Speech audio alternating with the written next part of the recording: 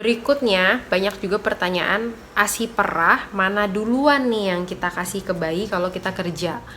Apakah yang pertama masuk kulkas itu yang pertama kita keluarkan, atau yang terakhir masuk kulkas itu yang pertama kita keluarkan, atau istilahnya FIFO dan LIFO, first in first out atau last in first out.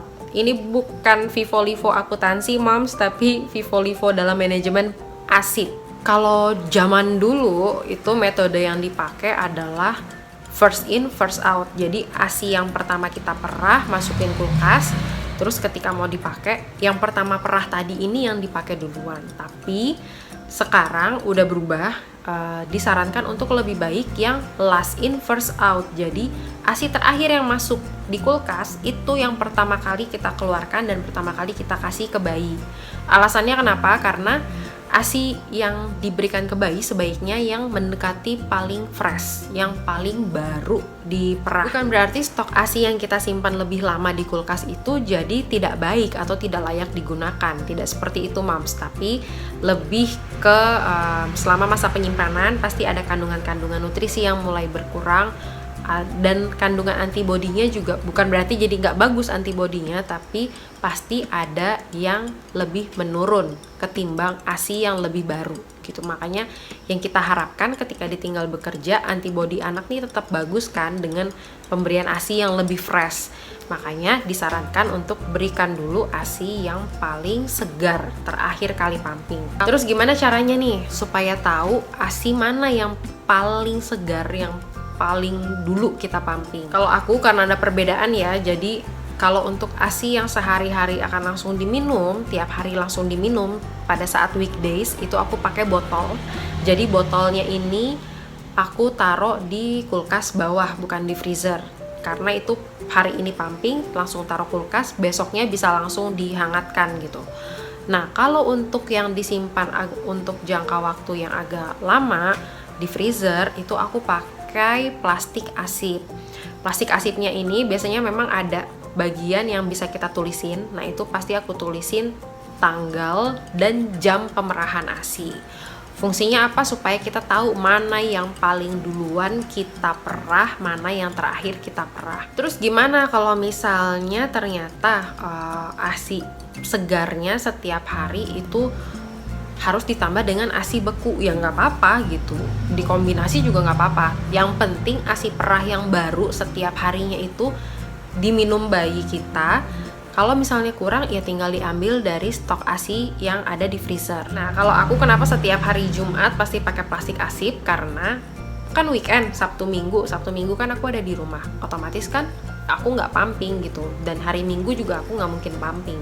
Jadi ya stok asip yang hari Jumat ini aku simpan taruh freezer. Nah, nanti begitu akan dipakai untuk hari Senin, dari hari Minggu stok ASI yang ada di freezer itu aku turunin ke kulkas bawah supaya berubah dulu dari suhu freezer ke suhu dingin biasa. Yang perlu moms ingat juga, penyimpanan ASI perah di kulkas, di freezer terutama, itu juga ada kadaluarsanya, maksimal sampai dengan 6 bulan dengan penyimpanan di suhu minimal minus 18 derajat atau lebih rendah lagi lebih baik.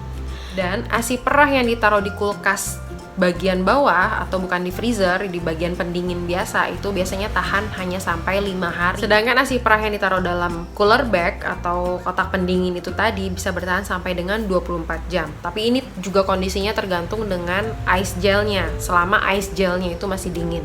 Dan ASI perah hanya bisa bertahan selama 6 jam ditaruh di suhu ruangan biasa.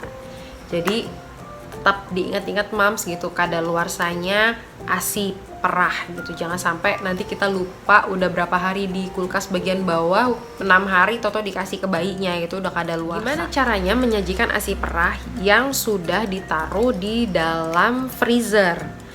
Kalau yang sudah ditaruh di dalam freezer, seperti aku tadi udah cerita, metode yang aku gunakan, kalau misalnya mau dipakai hari Senin, berarti hari Minggu itu udah aku turunin ke pendingin bawah. Atau misalnya Sabtu malam aku turunin ke pendingin bawah untuk menghilangkan esnya, supaya suhunya dia menjadi suhu cair dingin gitu. Hindari untuk mengeluarkan ASI beku langsung ditaruh ke penghangat ke penghangat ASI. Itu nggak boleh karena perubahan suhu yang drastis itu juga bisa mempengaruhi kualitas ASI-nya. Jadi kalau dari freezer itu harus diturunkan dulu ke lemari pendingin bagian bawah. Setelah cair baru dikeluarkan dan ditaruh ke penghangat. Kalau aku pada saat itu untuk memudahkan orang rumah yang menjaga si kembar supaya nggak salah suhu nanti ngasih ASI perahnya ke baby, jadi aku pakai alat penghangat.